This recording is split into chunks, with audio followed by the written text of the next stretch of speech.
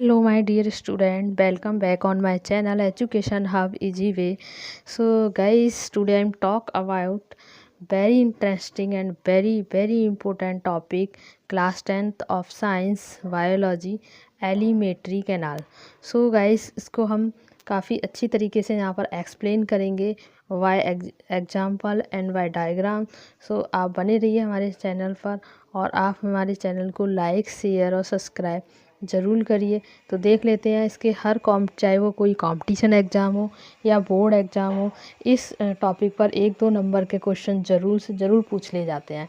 तो ये काफ़ी इम्पोर्टेंट लेक्चर होने वाला है आप सभी के लिए। तो so guys, let's go on topic without wastage of time. जैसे ही स्टूडेंट आप ये डायग्राम देख पा रहे हो, ये एलिमेंट्री कैनाल का डायग्राम है। अब हम इस एलिमेंट्री कैनाल के डायग्राम में यानी इस डायग्राम के माध्यम से हम ये देखना चाहेंगे कि हमारे एलिमेंट्री कैनाल में कौन कौन से ऑर्गन पार्टिसिपेट करते हैं। जैसे कि आइस हुआ, नोज़ हुआ, ईयर हुआ, क्या ये ऑर्गन भी पार्टिसिपेट करते हैं एलिमेंट्री कैनाल में या ह्यूमन डाइजेस्टिव सिस्टम में? तो बिल्कुल नहीं करते। तो हम यहाँ पे देख लेते हैं कि कौन कौन से ऑर्गन यहाँ प्रेजेंट है जो हमारे एलिमेंट्री कैनाल के लिए क्या करते हैं यानी पार्टिसिपेट करते हैं। तो सबसे पहले जब हम फूड को इनटेक करते हैं तो वो कहाँ से करते हैं, हम माउथ के थ्रू करते हैं। माउथ में क्या प्रेजेंट होता है, बक्कल केविटी प्रेजेंट होती है और माउथ से फूड पास होगा, फिर कहाँ पहुँचता है, फूड पाइप में, जिसको ईसोफेगस भी बोलते हैं यानी फूड पाइप। और इसी के साथ साथ में एक होती है विंड पाइप, यहाँ पर प्रेजेंट होती है विंड पाइप। तो जो फूड पाइप जो होती है और जो विंड पाइप है, दोनों क्या होती है यानी साथ साथ में प्रेजेंट होती है, लेकिन जो विंड पाइप है वो फ्रंट में प्रेजेंट होती है और जो फूड पाइप है उसके पीछे प्रेजेंट होती है। तो यहाँ पर एक जानने की बात ये है कि जो फूड हम ले रहे हैं माउथ से, यानी जो फूड पाइप विंड पाइप है वो यहाँ से क्या होती है, अलग होती है। जहाँ से जो फूड का और जो एयर का जो मतलब रास्ता होता है वो क्या होता है, सेम होता है यानी एक ही होता है। तो फूड पाइप विंड पाइप में ना जाए उसके लिए यहाँ पर एक ऑर्गन होता है, उस ऑर्गन को हम क्या बोलते हैं, एपिग्लॉटिस। कौन सा ऑर्गन होता है, एपिग्लॉटिस होता है। और वो क्या करता है कि जैसे ही हम फूड को इनटेक करते हैं माउथ के थ्रू और वो ईसोफेगस में आएगा फूड, तो वहाँ पर क्या है यानी विंड पाइप भी प्रेजेंट है।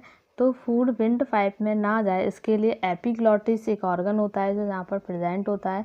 वो क्या करता है, इसको क्लोज कर देता है विंड पाइप को, जिससे कि फूड उसमें एंटर ना करे। तो ये एक ऑर्गन होता है जो प्रेजेंट होता है, कहाँ प्रेजेंट होता है, ये प्रेजेंट होता है हमारे एपिग्लॉटिस जो ऑर्गन है वो फूड और विंड पाइप के साथ में ही अटैच होता है, यहाँ पे प्रेजेंट होता है। अब उसके माउथ के बाद फूड गया ईसोफेगस, ईसोफेगस के बाद फिर जाएगा फूड हमारा स्टमक में जाएगा, जहाँ स्टमक में फूड 4 से 5 घंटे के लिए रेस्ट करेगा, 4 से 5 घंटे वहाँ पर स्टोर रहेगा। उसके बाद फिर फूड हमारा आ जाएगा स्मॉल इंटेस्टाइन में, यानी सबसे पहले कहाँ था, माउथ में, उसके बाद कहाँ गया, ईसोफेगस में, उसके बाद कहाँ गया, स्टमक में। स्टमक में 4 से 5 घंटे रेस्ट करेगा, वहाँ डाइजेस्ट होगा फूड और उसके बाद आ जाएगा 4th नंबर पर स्मॉल इंटेस्टाइन में। स्मॉल इंटेस्टाइन में काफ़ी लंबा प्रोसेस होता है, काफ़ी सारी यानी कहते हैं कि डाइजेशन का जो सारा प्रोसेस है स्मॉल इंटेस्टाइन में ही होता है। कैसे होता है उसका आगे देखेंगे। और उसके बाद जो लार्ज इंटेस्टाइन में चला जाएगा फूड। लार्ज इंटेस्टाइन का केवल एक ही काम होता है कि जो एक्स्ट्रा वाटर है उसको एब्जॉर्ब करने का काम करता है। उसके बाद फूड हमारा चला जाएगा रेक्टम में और रेक्टम के बाद चला जाएगा फूड हमारा एनस में। तो ये 7 ऑर्गन्स होते हैं जो एलिमेंट्री कैनाल को बनाते हैं, यानी एलिमेंट्री कैनाल के लिए क्या होते हैं, रिस्पॉन्सिबल होते हैं, पार्टिसिपेट करते हैं ये 7 ऑर्गन। तो अगर आपसे पूछ लिया जाए कि एलिमेंट्री कैनाल की डेफिनेशन क्या होती है, तो आप लिख सकते हो, the long passage inside your body which food move along from the mouth to the opening where it leaves your body as waste. यानी जो फूड हम इनटेक कर रहे हैं आप वो जो फूड हमने इनटेक किया है माउथ के थ्रू, वो हमारी बॉडी के अंदर जो भी ऑर्गन है जहाँ जहाँ से होकर गुजरेगा, पास होगा, तो उस प्रोसेस को हम क्या बोलते हैं, एलिमेंट्री कैनाल कहते हैं। तो ये तो हुआ हमारे एलिमेंट्री कैनाल के बारे में कि कौन कौन से ऑर्गन पार्टिसिपेट करते हैं। चलिए अब इसको और थोड़ा डिटेल से देख लेते हैं। इसके अलावा एक प्रोसेस होती है पेरिस्टालिक मूवमेंट जिसको कहते हैं। पेरिस्टालिक मूवमेंट में होता क्या है, यानी जो फूड हम माउथ से इंटेक कर रहे हैं वो ऐसा नहीं है कि मतलब जो अर्थ ग्रेविटी है उसके थ्रू डायरेक्ट कहाँ चला गया, यानी एनस तक पहुँच गया, ऐसा कोई प्रोसेस नहीं होता। इसमें एक प्रोसेस होता है पेरिस्टालिक मूवमेंट। पेरिस्टालिक मूवमेंट के थ्रू क्या होता है कि फूड आराम से, यानी एक इनवॉलंटरी एक्शन होता है। इनवॉलंटरी एक्शन का मतलब होता है यानी स्वतः ही होता है, आपको करने की ज़रूरत नहीं होती है। चाहे आप लेटे हैं तब भी फूड लेंगे, तब भी फूड क्या होगा, माउथ से एसोफेगस, स्टमक और आपका जाएगा स्मॉल इंटेस्टाइन, लार्ज इंटेस्टाइन। चाहे आप बैठे हो, सो रहे हो या फिर कहीं भी उल्टे आप लटके हैं, तो फूड आपका इसी डायरेक्शन में जाएगा। और वो किस प्रोसेस के थ्रू जाएगा, पेरिस्टालिक मूवमेंट के थ्रू ही जाएगा। तो पेरिस्टालिक मूवमेंट में क्या होता है, कॉन्ट्रैक्शन एंड एक्सपेंड, यानी फूड का कॉन्ट्रैक्शन और एक्सपेंड होता है। इस जैसे कि मैं यहाँ पे बना लेती हूँ, एक फूड क्या है, ये फूड पाइप है, ठीक है। तो इसमें क्या होता है, पेरिस्टालिक मूवमेंट होता है इस तरीके से। जैसे ये हो गया आपका, मैं बना देती हूँ यहाँ पर। तो ये वाला जो एरिया है, ठीक है, यहाँ इसमें क्या हो रहा है, पेरिस्टालिक मूवमेंट हो रहा है। तो ये वाला एरिया है, इस वाले प्रोसेस, इसको हम यानी ये क्या हो रहा है, एक्सपैंड हो रहा है यानी फैल रहा है, तो इसको बोलेंगे एक्सपेंड। और ये क्या हो रहा है, कॉन्ट्रैक्ट यानी सिकुड़ रहा है, ठीक है, कॉन्ट्रैक्ट। तो इस प्रोसेस को ही हम क्या बोलेंगे, पेरिस्टालिक मूवमेंट बोलेंगे। तो ये केवल इसोफेगस में ही नहीं होता है, स्टमक में भी होता है। तभी स्टमक में 4 से 5 घंटे फूड वहाँ पर स्टोर रहता है। और यही जो मूवमेंट है स्मॉल इंटेस्टाइन और लार्ज इंटेस्टाइन में ही होता है, ठीक है। इसके अलावा नेक्स्ट हमारी जो बात है, यानी ये तो हो गया पेरिस्टालिक मूवमेंट की बात हो गई, ठीक है। पेरिस्टालिक मूवमेंट के अलावा जहाँ हम जान लेते हैं स्मॉल इंटेस्टाइन की लेंथ के बारे में बात करेंगे। तो इसकी जो लेंथ होती है वो होती है 6 मीटर, यानी 6 मीटर लंबी होती है। 6 मीटर लंबी यानी 6 मीटर लंबी, यानी 2 फ्लोर बिल्डिंग के बराबर होती है। और लार्ज इंटेस्टाइन की बात करें तो इसकी लेंथ होती है 1.5, यानी 1.5 मीटर होती है। इन दोनों को मिला के 7.5 मीटर, यानी 7.5 मीटर फूड का ट्रैवलिंग यहाँ पर हो गई इंटेस्टाइन में, दोनों में। और दूसरी बात यह है कि हम मतलब जो लार्ज इंटेस्टाइन है उसकी लेंथ तो 1.5 मीटर है और स्मॉल इंटेस्टाइन की लेंथ कितनी है, 6 मीटर है। तो इसको लार्ज और इसको स्मॉल क्यों बोलते हैं, तो यहाँ पर हम लेंथ से कोई मतलब नहीं होता, लेंथ से हम स्मॉल और लार्ज नहीं बोलते। हम जो स्मॉल और लार्ज की जो बात करते हैं वो हम इसकी विड्थ से करते हैं, इसकी जो चौड़ाई होती है उससे करते हैं। आपको यहाँ पे दिखाई दे रही होगी जो लार्ज इंटेस्टाइन की चौड़ाई क्या है अकॉर्डिंग टू स्मॉल इंटेस्टाइन के, यानी कम है। स्मॉल इंटेस्टाइन की जो चौड़ाई है यानी विड्थ है वो कैसी है, बहुत कम है, और लार्ज इंटेस्टाइन की ज़्यादा है। तो इसके अकॉर्डिंग हम इसको लार्ज और स्मॉल इंटेस्टाइन बोलते हैं, ठीक है। इसके अलावा नेक्स्ट जो चीज़ है यहाँ पर ध्यान देने वाली वो है एक स्फिंक्टर। स्फिंक्टर क्या होता है कि जो हम फूड को इनटेक कर रहे हैं, अब वेस्ट मटेरियल है कहाँ स्टोर हो जाता है, रेक्टम में आके स्टोर हो जाएगा। कुछ समय के लिए यहाँ पर स्टोर रहता है, टेम्परेरी कलेक्ट करके रखता है वेस्ट को। और जब वेस्ट यहाँ पे स्टोर हो जाता है कम्प्लीटली, तो एनस के थ्रू क्या होता है, बाहर निकल जाता है। तो अगर एक जो स्पेंचर जो होता है एक रिंग शेप मसल्स ऑर्गन होता है, रिंग शेप होता है, मसल्स का बना हुआ होता है ये, यानी मसल से बना हुआ होता है। ये क्या करता है, यानी जो वेस्ट है उसको टाइटली यहाँ पर रखता है पैक करके। और जब वेस्ट कम्प्लीटली या फुल हो जाता है, भर हो जाता है, तो वो एनस के थ्रू बाहर निकल जाता है। अगर स्फिंक्टर नहीं होता तो क्या होता है, यानी मतलब क्या होता है कि हम 24 घंटे एक्सक्रीट करते रहते और काफ़ी जो गंदगी है वो फैलती रहती। तो स्फिंक्टर के थ्रू क्या होता है, यानी जो वेस्ट को जब कम्प्लीटली फिल होता है, जब मतलब हम चाहेंगे तभी उसको बाहर एक्सक्रीट कर पाएंगे, ठीक है। तो ये दोनों चीज़ स्फिंक्टर हुआ और पेरिस्टालिक मूवमेंट हुआ, ये क्या है अक्सर एग्ज़ाम में पूछ लिए जाते हैं। अगर बोर्ड एग्ज़ाम की बात करें तो ये एक नंबर का पूछ लिया जाता है आराम से, ठीक है। चलिए अब इसके अलावा ये तो हुआ पूरा प्रोसेस। अब इसके अलावा हम यहाँ पर उनकी कुछ ग्लैंड्स की बात कर लेते हैं, ग्लैंड्स ऑफ डाइजेस्टिव सिस्टम। तो सबसे पहले होती है सलाइवरी ग्लैंड्स, जो किड्स में प्रेजेंट होती है। सलाइवरी ग्लैंड्स प्रेजेंट होती है आपके माउथ में, बक्कल कैविटी में, ठीक है, जो क्या करती है, सीक्रेट करती है सलाइवा को। और वहाँ पे जो एंजाइम होता है वो कौन सा होता है, सलाइवरी एंजाइम होता है, ठीक है। उसके बाद जो हमारा लीवर है, अभी हमने लीवर की बात नहीं की, यानी यहाँ पर फूड नहीं जाएगा, फूड जो जहाँ जहाँ से फूड पास करता है उसके ऑर्गन के नाम मैंने आपको बता दिए। और जो लीवर है, लीवर क्या है, एक ग्लैंड्स है, ठीक है। ये क्या करता है, ये सीक्रेट करता है ग्रीनिश येलो वाइल का, और वो ग्रीनिश येलो वाइल है वो कहाँ स्टोर हो जाएगा, इसमें गॉल ब्लैडर में जाके स्टोर हो जाएगा। और उसके बाद जो बाइल डक्ट से होते हुए स्मॉल इंटेस्टाइन में चला जाएगा। तो यहाँ पर बाइल डक्ट होती है, ठीक है, जो इधर दिखाई नहीं गई है, इसके मतलब पीछे ही होती है बाइल डक्ट। तो बाइल डक्ट से होते हुए कहाँ चला जाएगा, स्मॉल डक्ट में चला जाएगा। अब उसके बाद है तो पैनक्रियास।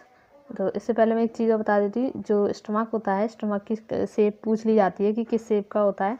तो इसकी जो शेप होती है वो जे की होती है, इस तरीके से देखिए जे बना हुआ है यहाँ पर, जे की आकृति का होता है जो स्टमक, ठीक है। हाँ, दूसरी चीज़ पैनक्रियास। पैनक्रियास का क्या काम होता है, ये स्टमक के पीछे ही यहाँ पर प्रेजेंट होता है, यानी ये इधर की साइड आपको दिखाया गया है, स्टमक के पीछे है, पीछे प्रेजेंट होता है। तो इसका काम क्या होता है, कुछ जूस सीक्रिएट करता है, पैनक्रेटिक, एमाइलेज, ट्रिप्सिन, लाइपेज, इसको हम आगे देखेंगे, यानी ये 3 जूस सीक्रेट करता है, ठीक है। और उसको ये स्मॉल इंटेस्टाइन में भेज देता है, यानी ये भी स्मॉल इंटेस्टाइन में जाते हैं, ठीक है, ये चीज़ हुई। उसके बाद अब फूड हमारा चला जाएगा स्मॉल इंटेस्टाइन में। स्मॉल इंटेस्टाइन में जो फूड है, ठीक है, इसमें कुछ इंटेस्टाइन एंजाइम्स प्रेजेंट होते हैं, इसको अभी हम देख लेते हैं। और फिर उसके बाद हमारा फूड जाएगा लार्ज इंटेस्टाइन में, ठीक है। इसके बाद आपने यहाँ पे एक चीज़ देखी है, अपेंडिक्स। अपेंडिक्स क्या होती है, अपेंडिक्स ये जो मतलब वेस्ट जिसको ऑर्गन है ये भी, लेकिन इसका आज के समय में कोई यूज नहीं होता, इसका कोई यूज़ नहीं है। अगर यहाँ पे कोई फूड वगैरह चला जाता है, इसमें फंस जाता है, तो ये काफ़ी पेनफुल होता है, जिसको ऑपरेट करके निकलवा देते हैं बहुत से लोग, क्योंकि ये इसका आज के समय में कोई यूज़ नहीं है, ठीक है। तो ये चीज़ हुई। चलिए अब हम इसको रिकॉल कर लेते हैं पूरा स्टार्टिंग से, इसको देख लेते हैं। तो स्टार्टिंग हम यहाँ से करते हैं माउथ से, यानी माउथ में क्या होता है, सलाइवरी ग्लैंड्स होती हैं, जो क्या करती है, सीक्रेट करती है सलाइवा का। और किसके थ्रू होती है, ये किस ग्लैंड्स के थ्रू होती है, यानी सलाइवरी एमाइलेज के थ्रू होती है। सॉरी, जो एंजाइम का नाम होता है वो क्या होता है, सलाइवरी एंजाइम होता है, ठीक है। इसमें क्या होता है, यानी फूड को जो फूड हम इनटेक कर रहे हैं वो स्टार्च के रूप में करते हैं, और उसको चेंज कर दिया जाता है शुगर में। सबसे पहली चीज़ क्या है, यानी डाइजेशन का जो प्रोसेस है, अगर आपसे पूछा जाता है कि डाइजेशन का प्रोसेस कहाँ से स्टार्ट होता है, तो वो हमारे माउथ से ही स्टार्ट हो जाता है। जैसे ही हमने माउथ में फूड को इनटेक किया, वहीं से डाइजेशन प्रोसेस जो है स्टार्ट हो जाती है। तो जो हमने फूड इनटेक किया है वो स्टार्च के रूप में किया है, तो जो सलाइवा है वो उसको कन्वर्ट कर देती है, किस में, स्टार्च में कन्वर्ट, स्टार्च को शुगर में कन्वर्ट कर देती है। उसके बाद माउथ में प्रेजेंट होते हैं टीथ, वो क्या करते हैं, फूड को च्यूइंग और ग्राइंडिंग का काम करते हैं, ठीक है।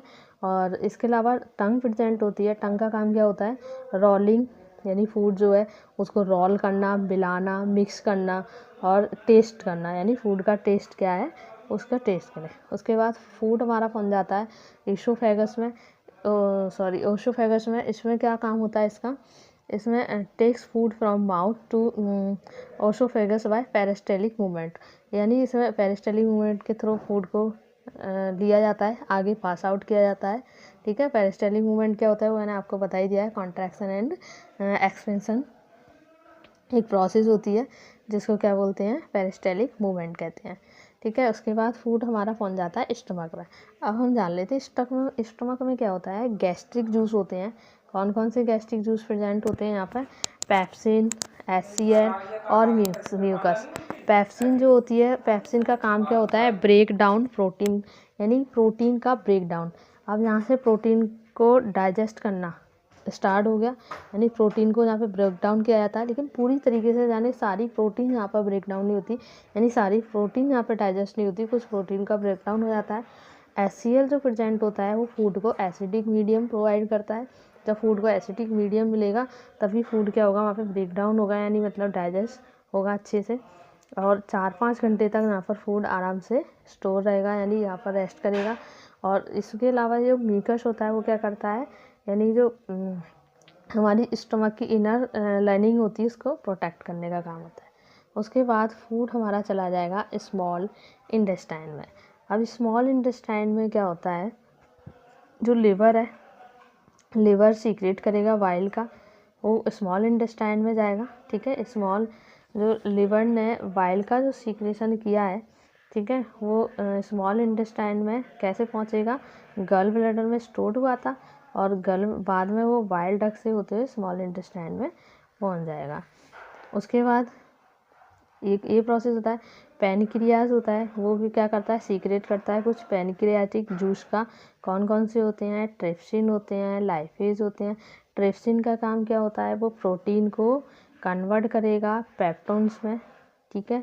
और लाइपेज का काम क्या होगा, एमिस जो फैट जो होता है, फैट को इम्यूसिफिकेशन करेगा। इम्यूसिफिकेशन का मतलब क्या होता है, यानी फैट को छोटे छोटे पार्ट्स में, छोटे छोटे जो मतलब बड़े जो लार्ज फैट के मॉलिक्यूल्स हैं उसको स्मॉल ग्लोब्यूल्स में ब्रेक डाउन करना, फैटी एसिड और ग्लिसरॉल में कन्वर्ट कर देना। इसके अलावा इसमें होते हैं इंटेस्टिनल एंजाइम्स होते हैं। इंटेस्टिनल एंजाइम्स का काम क्या होता है, यानी जो कार्बोहाइड्रेट है उसको ग्लूकोज में कन्वर्ट करना, फैट को फैटी एसिड और ग्लिसरॉल में कन्वर्ट करना, प्रोटीन को अमीनो एसिड में कन्वर्ट करना। ये सारा प्रोसेस आपका होगा किसमें, यानी स्मॉल इंटेस्टाइन, यानी सबसे ज़्यादा फूड का डाइजेशन का जो प्रोसेस है वो स्मॉल इंटेस्टाइन में हो गया। उसके बाद फूड हमारा पहुंच जाएगा लार्ज इंटेस्टाइन में।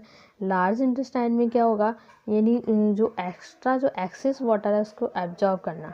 इसका केवल इतना ही काम होता है। अगर आपसे पूछा जाए कि सबसे कम जो डाइजेशन का काम है वो हमारे किस ऑर्गन में होता है, तो वो किस में होता है, लार्ज इंटेस्टाइन में होता है। केवल जो एक्सेस वाटर है उसको एब्जॉर्ब करने का काम करती है। उसके बाद फूड हमारा पहुंच जाएगा रेक्टम में। रेक्टम का क्या काम होता है, ये भी एक डाइजेशन का ही मतलब पार्ट होता है, ऑर्गन होता है। ये क्या करता है, टेम्परेरी कलेक्ट करता है, किसको, टेम्परेरी कलेक्ट करके रखता है, यानी जो वेस्ट होता है, ठीक है, वेस्ट को कुछ समय के लिए उसमें टेम्परेरी कलेक्ट करेगा। और उसके बाद नेक्स्ट जो ऑर्गन है हमारा एनस, एनस के थ्रू क्या होगा, यानी इंगेजन यानी जो वेस्ट मटेरियल है वो बाहर निकल जाएगा। तो ये था काफ़ी जो लंबा प्रोसेस होता है फूड का, ठीक है, जो ट्रैवल करता है फिर कहाँ। नेक्स्ट इसमें एक चीज़ जानने वाली बात और है कि जो टोटल हमने जो फूड इंटेक करते हैं वो कितने मीटर ट्रैवल कर लेता है टोटल। काफ़ी बार ये क्वेश्चन भी पूछ लिया जाता है। तो टोटल 9 मीटर फूड को ट्रैवल करना होता है डाइजेशन के लिए। 9 मीटर कैसे, यानी मतलब जो स्मॉल लार्ज इंटेस्टाइन थी वो कितने मीटर थी, 1.5 यानी 1.5 मीटर, और 6 मीटर स्मॉल इंटेस्टाइन थी, तो 7.5 मीटर ये हो गया। बाकी का आपका माउथ हुआ, ओसोफेगस हुआ, स्टमक हुआ, एनस हुआ, रेक्टम हुआ, ये सारे मतलब इसको ऐड करके कन्वर्ट मतलब पूरा जो फूड ट्रैवल कर रहा है वो कितना कर रहा है, 9 मीटर ट्रैवल कर रहा है। तो ये थी आपकी पूरी complete information of alimentary canal. I hope आपको ये सब समझ में आई होगी। अगर आपको कोई भी डाउट है तो आप हमें कमेंट्स करके पूछ सकते हैं, आपको सारे डाउट वहाँ से क्लियर करा दिए जाएंगे, ठीक है। तो आपको हमारी वीडियो कैसी लगी, आप लाइक शेयर और कमेंट ज़रूर करिए। आज के लिए इतना ही, मिलते हैं नेक्स्ट टॉपिक के साथ। धन्यवाद।